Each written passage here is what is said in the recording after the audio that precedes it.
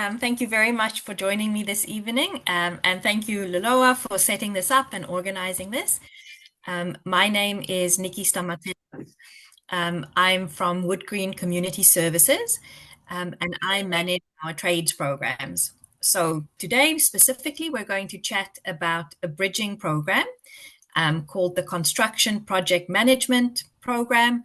And this is specifically for folks who have been internationally trained. So in today's session, which will take about 30 minutes or so, I'll go sort of give you a program overview. We'll chat about the eligibility criteria. This is kind of important for this program because it's a program funded by the ministry, and they set quite strict criteria for who can and can't take this program. Then I'll go over the details of the training. Right, so the different components, what courses will be covered. We'll go over some timelines and schedules. And then finally, I'll chat with you about the next steps. There'll also be some frequently asked questions. So as I mentioned to Loloa previously, I don't often use Zoom. At work, I use Teams most of the time. So I can't see the chat box right now. So if you please, everybody put your questions in the chat box so I can relay them to Nikki when we have the question and answer session. Perfect. Yeah, and perhaps your question might be answered when I go over some FAQ. So hold on to those questions, pop them in the chat box, and we'll be sure to look at them towards the end of the session. So there will be time for Q&A at the end. All right, so let's chat about this bridging program. So WoodGreen offers this program in partnership with George Brown College. And the idea is that we want to bridge foreign experience with Canadian education. So by taking this program, you will earn a construction project management certificate from George Brown College. All the courses in this program are recognized by the CCA, that's the Canadian Construction Association. And of course, this program is funded by the ministry, so it is offered at no cost. As mentioned, all the courses are CCA accredited and can lead towards Gold Seal accreditation. In addition to the courses, there are also essential skills training. Sorry, my cat is being noisy, as well as job search skills training. And then part of our responsibility too is to provide mentorship and networking opportunities. So that will be in the form of having guest speakers, for example, or potentially arranging mentorship events. All right, so let's chat about who is eligible for this program. So this program is specifically for folks who have training and work experience in highly skilled occupations in the construction industry. So some examples are on the screen right now. So if you've worked or if you've been educated in project management or coordinating, a civil engineer, architects, building technologists, these are the folks who will be eligible for this program. In addition, in terms of the immigration status, permanent residents, naturalized Canadian citizens, refugee claimants, and convention refugees are eligible as long as they have an open work permit. Basically, if you were born and educated in Canada, you're not eligible, but everybody else would be. I apologize for my cat. In order to be successful in this program, you should have an English level of about CLB 6 or higher. You don't have to prove your CLB level to us. You don't have to provide us with a certificate or anything like that, because there is an assessment. And this is called the ESOT assessment, which stands for Essential Skills for Ontario's Tradespeople. So this is mandatory from George Brown College for everybody. Everybody who wants to attend this program will have to take the ESOT assessment. And so in that way, it will assess your language skills too, because there's a reading component. So again, I don't need to see proof of your CLB level. By passing the ESOT assessment, that will basically provide proof that your language level is sufficient. This is a full-time program, and it's quite a demanding program. So this is for folks who can attend training full-time, but who can also support themselves financially. Unfortunately, there are not financial supports available. And so we realize that it might not be for everyone, right? Because people rightfully need to work so that they can support their families. And so, if that is not something that you're able to do right now while attending the training, then it might not be a good fit for you. Later on, I'll go through the schedule just so that you have a better idea of what the schedule is like and whether you would be able to fit it in around work that you need to do. This is important. As I mentioned previously, these guidelines are provided by the ministry. So the following individuals would not be eligible for this program. So if you have completed post-secondary education in Canada, for example, you have done a degree or you have completed a diploma granting program, then you would not be eligible. If you've done a single course here or there, that's fine. Some of this, so you may be looking at your resume or thinking about your training, and if you're not sure about whether you are eligible or not, I will tell you about what you can do later on. One of the things that we'll ask you to do is to submit your resume, and we'll do a kind of pre-screening of your resume. And if we have any concerns about training that you've done in the past, we'll reach out to you and maybe dig a little deeper to figure out whether you're eligible or not. International students or folks who are already in full-time education or training are not eligible. And if you participated in similar government-funded occupational training in the past, you would not be eligible. So other examples of this would be Better Jobs Ontario, or if you've taken another bridging program. So if you participated in a bridging program in the past, you would not be eligible to take this bridging program. Again, if you're a little bit confused about this, or if you're not sure, we can chat with you about that and figure it out together. Really, it's what we've been doing up to now is really looking at it at a case-by-case basis, because each person's situation tends to be quite unique. All right, so now that I've given you kind of a general idea of what the program is about, let's chat about the components of the training. So the program officially starts on October 8th, and between October 8th and February the 27th, there will be ongoing essential skills training with WoodGreen. So that means we'll be doing workshops where we'll be looking at topics like workplace communication, conflict resolution, preparing your resume, that kind of thing. And these workshops will generally be a once a week 2-hour workshop. And I'll talk about that a little bit more later. At the same time, you will attend your training with George Brown College. So it starts off, it's actually October 14th because October 13th is Thanksgiving. So you'll start off with, they call it the 3-week prerequisite training. And there you can see the 3 courses that you would be taking during the first 3 weeks. So overview of the construction industry, blueprint reading, and job site fit for duty training. Then that will be followed by 15 weeks requisite occupational training. And again, you can see the different courses that you will be taking. So construction administration, cost control, estimating 1 and 2, construction planning and scheduling, construction project management, and construction site safety. And then once you are done with George Brown College at the end of February, there will be 3 weeks of workshops with WoodGreen, where we'll really focus and drill down on the jobs search skills training. So we'll have workshops on, for example, optimizing your LinkedIn page, right? So that it gets the attention of employers when you are applying for jobs. I mentioned before that even during these occupational or the essential skills training with WoodGreen will touch on some of the topics like resumes and interview preparation, but we'll go into even more detail during those final 3 weeks.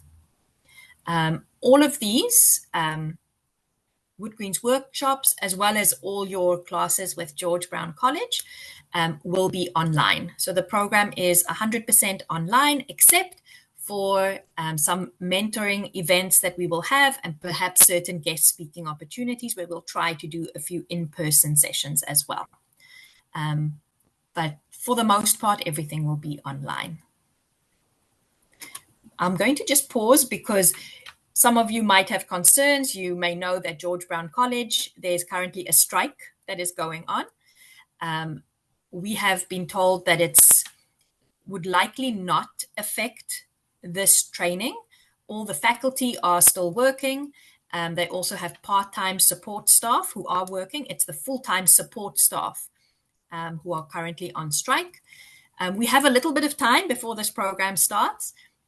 If the strike is still ongoing, when this program starts, I've just heard that there might just be delays. So it will just take us longer to get things done. Perhaps some of the instructors may not be quite as well prepared as they might usually be because they don't have the assistance of their support staff. But we've been told that the courses will continue Nikki, as scheduled. Nikki, is Yeah. the assessment part of George Brown, the language assessment, or part of WoodGreen? Like, would that be before all of this, or is it It's George before Brown? this. Yeah, it's before this. We have, I think there's an assessment this Friday, I think, and then there's one more assessment next week. And if, It's if administered. somebody takes the assessment on Friday, can they redo it next week and see if they, because sometimes people like especially newcomers, they have anxiety, they might not be able to answer the questions correctly the first time, but the second time once they have an idea of what's required, they are in a better position to answer the questions. Is that possible? Unfortunately not, because this No? assessment is administered by George Brown College. So I think folks can take the assessment once every One. 6 months Oh, normally. okay. All right. But later on, I'll chat with you a little bit more about the assessment. And there are also some resources that I can provide to help folks prepare a little bit if they want to. Great, thanks. All right. Okay, so this is an example of what your schedule might look like. It has not been confirmed 100% yet, but it's very likely that this is what it will look like. So for the first 3 weeks, you can see it is a demanding schedule. It is very, very busy. Right. So you can see here, for example, on Wednesdays and Thursdays for the first 3 weeks, you'll have classes from 9 a.m. until 6 p.m. So it's really full time. Fridays, the schedule is a little bit lighter. The first day, that first Tuesday is pretty busy, but then the Tuesdays after that, it becomes a little bit lighter where you would just have class from 8:30 to 2:30 p.m. And the same is true on Mondays. Right. But for the first 3 weeks at least, you would have class every day. And on some days, like Wednesdays and Thursdays, it would be all day. Right. So that's between October the 14th and October the 31st.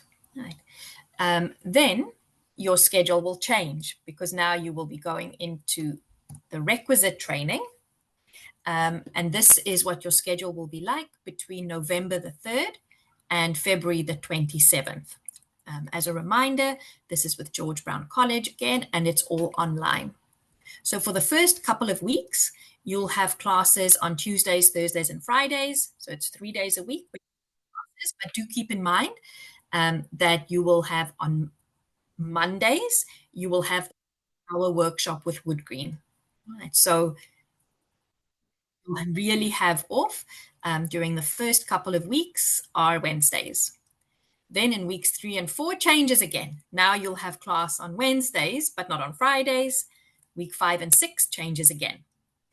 There will be a break over Christmas and New Year's. And then in January, until I think, sorry, let me just see. I've got a little icon that's in the way. Pretty much until mid-February, your classes will be on Tuesdays, Wednesdays, and Thursdays. So the good thing here is that you will have some time off. It's not every day, but do keep in mind that you have your WoodGreen workshops on Mondays. Well, one workshop, a 2-hour workshop on Mondays. Okay, so as I mentioned, you'll have your workshops with WoodGreen every Monday from 10 a.m. till 12 p.m. And the topics, as I've mentioned before, would be conflict resolution, diversity and inclusion, workers' rights, communication in the workplace, that kind of thing.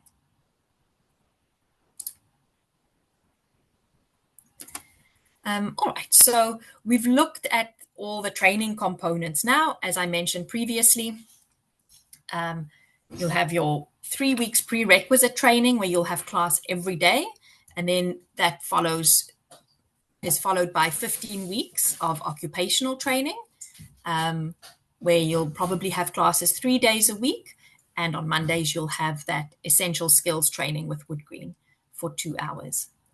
And then once you've completed, the courses with George Brown College in March, there are those 3 weeks of workshops with WoodGreen where it will be a much lighter schedule, right? Where our focus will really be on job skills training.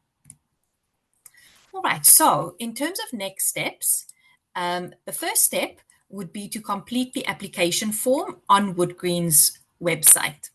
And I would ask you to then email your resume to tradestraining@woodgreen.org for us to do an eligibility check for you.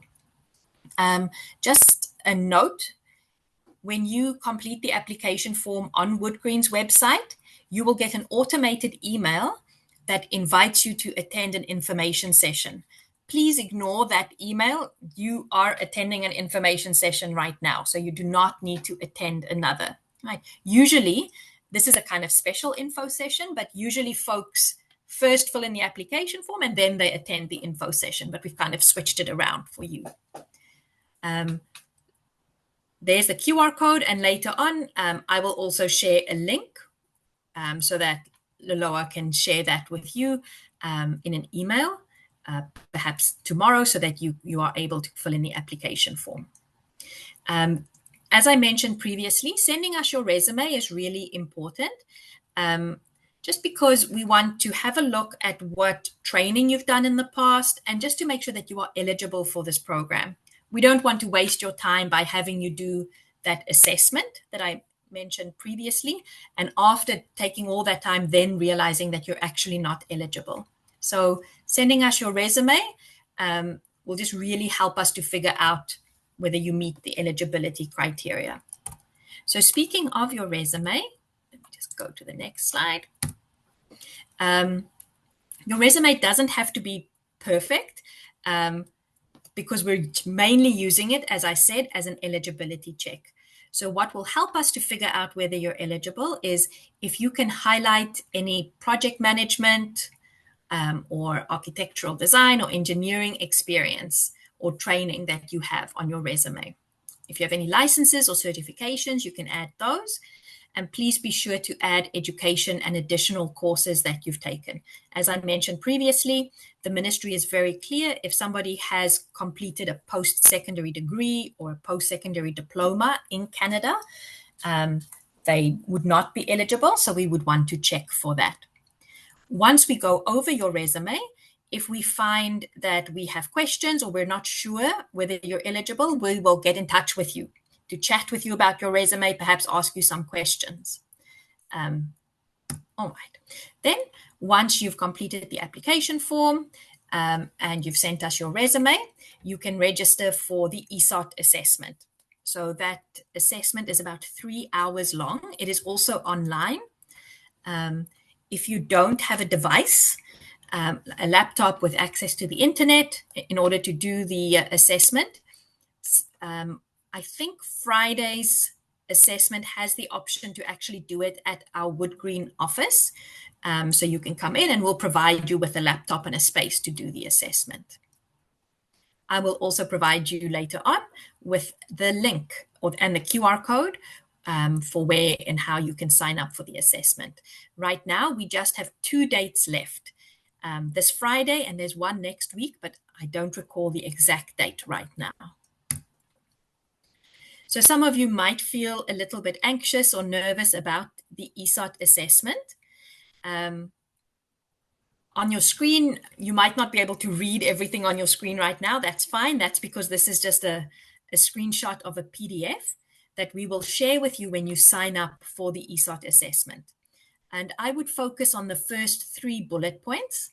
There is an online learning platform called Skill Plan, where you can do some activities specifically related to math, just to brush up your math skills. I know if it's been a long time since you did high school math, you may feel like you just need a little refresher. The Build Your Skills learning platform through Skill Plan can be very useful in doing that. And then there are a few other useful links as well. So if you're feeling nervous, you don't have, George Brown says that you don't need to prepare for the assessment, but it's natural to feel nervous, and then there are some resources here that WoodGreen will share with you. So just as a reminder, the assessment is 3 hours long. It's online. If you don't have a laptop, you could do it in person at WoodGreen, and we'll provide you with a laptop. It's still online. In order to do the assessment at home, you will need stable internet. You'll need a computer or a laptop with a webcam. Unfortunately, the assessment will not work on a Chromebook or on an iPad. You'll need a quiet space. And then there's some special software, and I don't like this. There is a lockdown browser, which is a browser that you will have to run while doing the assessment. What it does is it prevents people from taking screenshots or from copying and pasting information. So you'll have to download the lockdown browser and use that during the assessment. This will all, George Brown College, during the 3-hour assessment, they will explain all of this, and they will walk you through downloading and activating the browser. All right, so as I've mentioned, reviewing these steps again. Step 1, complete the application form on WoodGreen's website and send us your resume. And then you can register for the ESOT assessment. You're welcome to send us your resume during any of these steps.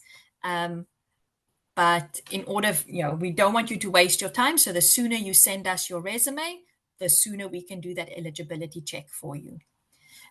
If you are successful in the ESOT assessment, we'll invite you to attend a screening interview. You can decide whether you'd like to do that online or in person. Most people choose to do it virtually. It's about 20 minutes.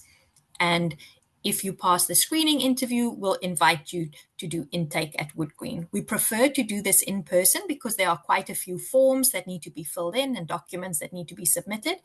But if this is a problem for you, let us know, and we can make some arrangements to perhaps do the intake online.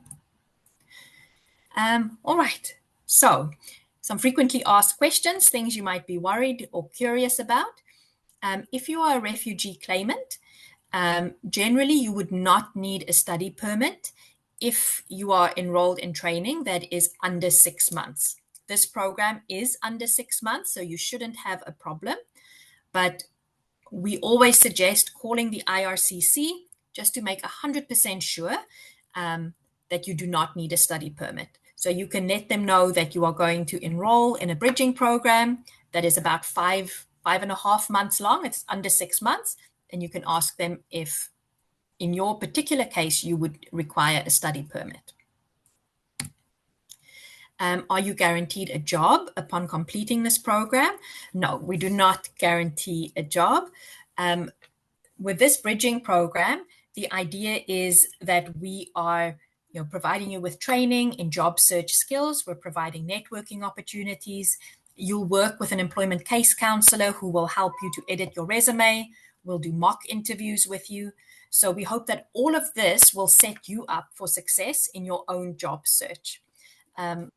Fortunately, in this program, there is no co-op opportunity. it's the training, and then we have all these other supports that will hopefully help you to, sorry, my cat is noisy, that will hopefully help you to be successful in your own job search. It seems like dinner time for cat, Kitty. It's no, it's he likes to talk when I'm talking. Oh, So he's pitching in. Maybe he wants a job. maybe. Um, Again, we've spoken about the ESOT assessment, and I've briefly mentioned Skill Plan's Build Your Skills platform. Um, in the email that Liloa will send you after this information session, perhaps tomorrow, there will be a link to the Skill Plan website where you can easily create an account. It's free. And then you'll be able to access, all the resources there. We recommend focusing on Trade Math 1 and Trade Math 2. If you have a lot of time to prepare, you can also move on to math applications. And then there's a course called, I think, Reading and Document Use. So there are a few different courses that you can look at just to kind of refresh your math skills and help you to feel a little bit more confident and less anxious about the ESOT assessment. All right, so next steps. I've said this before, I'll say it again. First, please complete the application on our website. That's the QR code in the top right corner there. At some stage, please send us your resume so we can be 100% sure that you are eligible. And then the next step is you can even now, if you want to, sign up for an ESOT assessment, but I would recommend doing the steps in the order that they're listed there. But if you'd like to sign up for the ESOT, you can do it now. The QR code will take you to the sign up, the form where you can sign up. And the links that both of these QR codes lead to will also be included in the email that you will receive probably by tomorrow. And I think that brings us to the end of our session. So I don't actually need to stop sharing. I think I can jump into the session over there. And I see there's a lot happening in the chat. So I'll have a look at the chat box.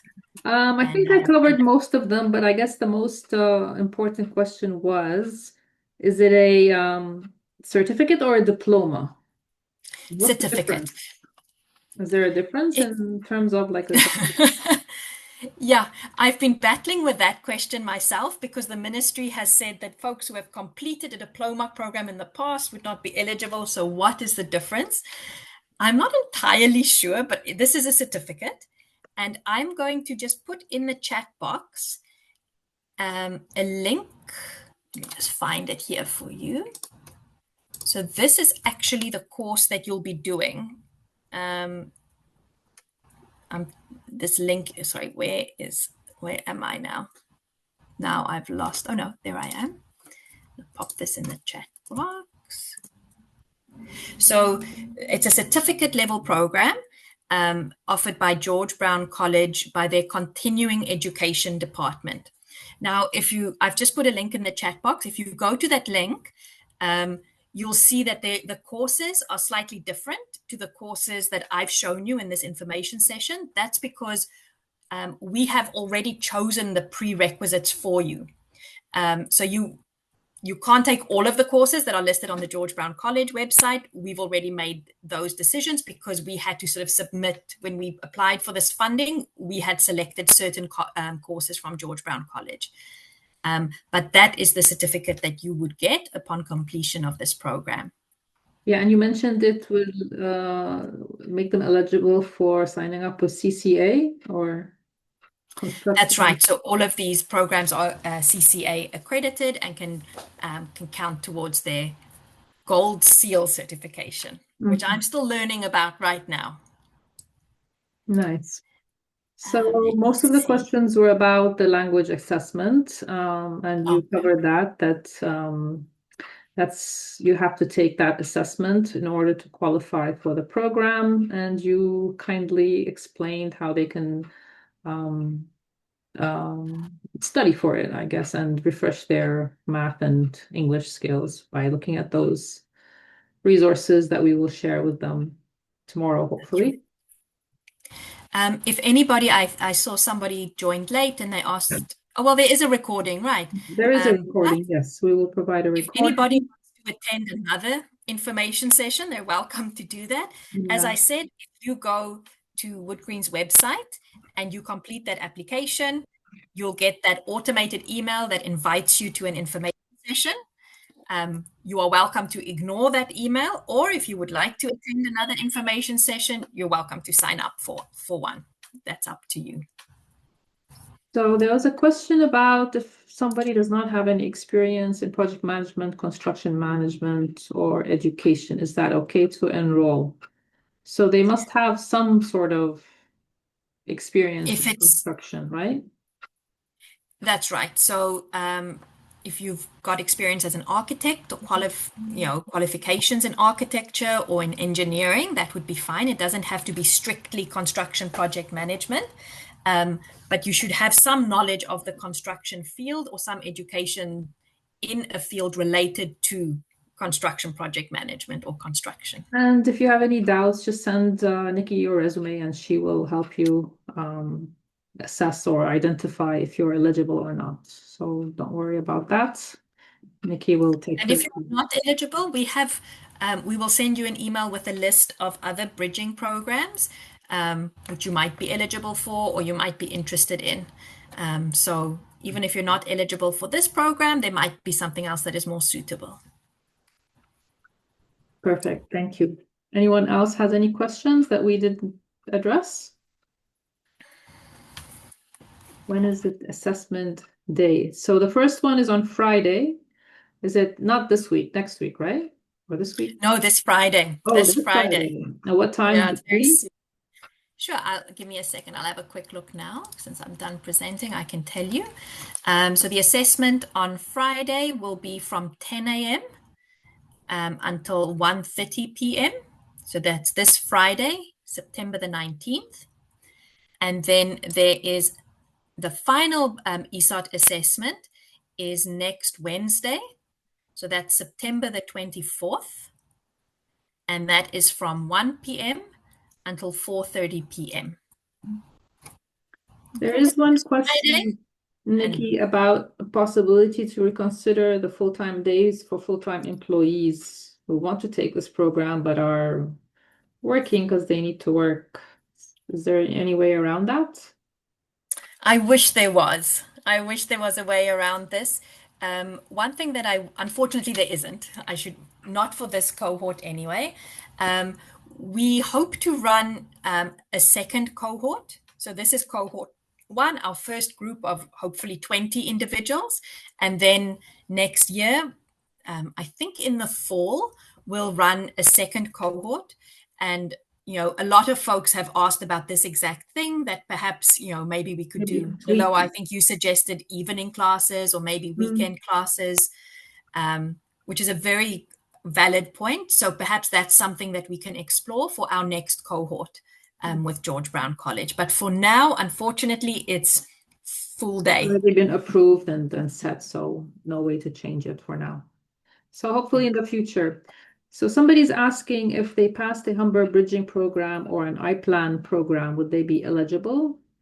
I think Humber bridging, definitely not. You would not be eligible. Yeah. Any kind, yeah, no bridging programs. I think iPlan is also a bridging program. uh, Um, it's not exactly, but Not exactly. well, I don't know what it Send falls us. under. It is a they do take like 3 courses with George Brown, but I'm not sure if it falls under bridging. Maybe it is. I can double check that. Um, are all WoodGreen wood bridging programs funded by the government? We only have this one, and yes, it is. So WoodGreen just has this one construction project management bridging program. All our programs are funded by different government departments or different pockets of funding. This pocket of funding is the bridge funding. We have, for example, apprenticeship programs, which are part of the apprenticeship funding, but generally they're funded by the Ministry of Labour, the MLI TSD. So that's generally our funder. Mhm. Right. Okay. I'm, is it, no, it's not the same as OSAP. So it's separate from OSAP. This is not an OSAP eligible program, and this will not affect your eligibility for OSAP in the future. It's completely separate. Let's see if anybody else has questions. Can do both. Do both of what? OSAP and the bridging? Yes, you can.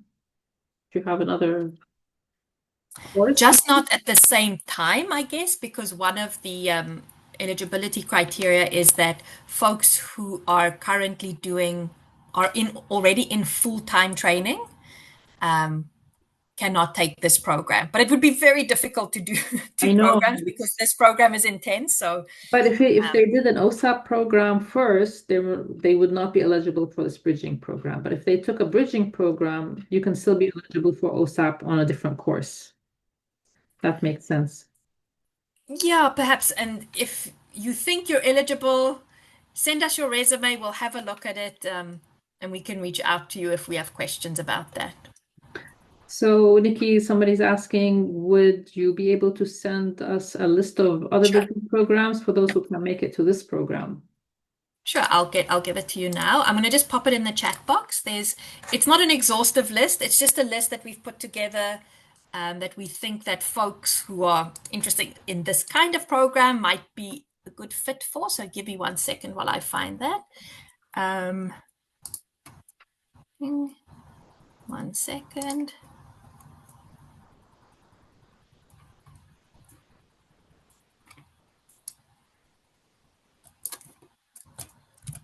So none of these are WoodGreen. These are all other organizations.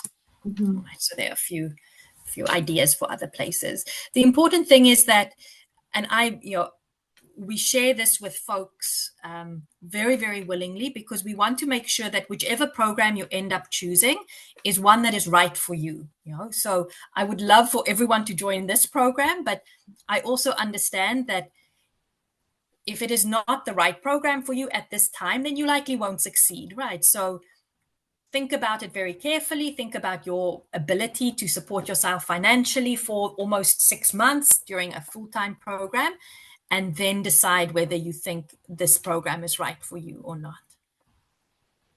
It would be nice, though, if OSAP would fund students for the 6 months, like if to take care of their living expenses while they attend this program. Yeah, that would have been nice. That would have been ideal, an ideal world. Yeah. Yeah. There's a question here. It's about not being eligible. Um, Folks who did post-secondary education, does that mean diploma programs? Yes. And master's program? Yes.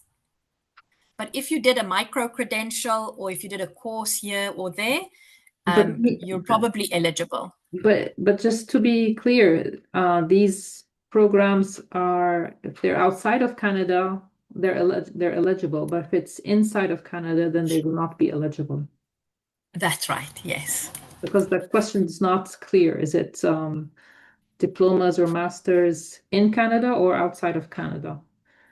Outside of Canada, you're eligible. Inside of Canada, you're not eligible. In Canada, no, then you're not. And unfortunately, it's not a WoodGreen requirement. It's just part of our funding. The ministry sets those eligibility criteria. Yeah. Okay. Anybody else has any questions? Last chance. Well, not last chance. You can always email Nikki later, but for now, yes, the whole course will be online. Yes. There will be some in And person for resume, like assessment and like certain things need to be in person, but everything else is online, right? that's right. Yeah. So we have had folks you have to be in Ontario to take this program, but you don't necessarily need to be in Toronto. In Toronto. So if you are outside the GTA, you may, unless you can travel into the GTA, you may miss out on some events or networking opportunities that we arrange. But it's doable. We can figure something out. So are you because all saying the somebody courses in are Ottawa online. can apply for this program? Yeah, they Ah, can. okay, that's good to know. Yeah. Nice. And I've just put in the chat box the email address where you can send your resume or your questions. My colleague, her name is Michaela. She is currently taking care of all the screenings, and she'll reach out to me if she needs some assistance with that. But she would be able to answer all your questions. So tradestraining@woodgreen.org. Great. Thank you, Nikki, so much for this very insightful. Oh, last question. Okay, That's okay. one last question. Go ahead.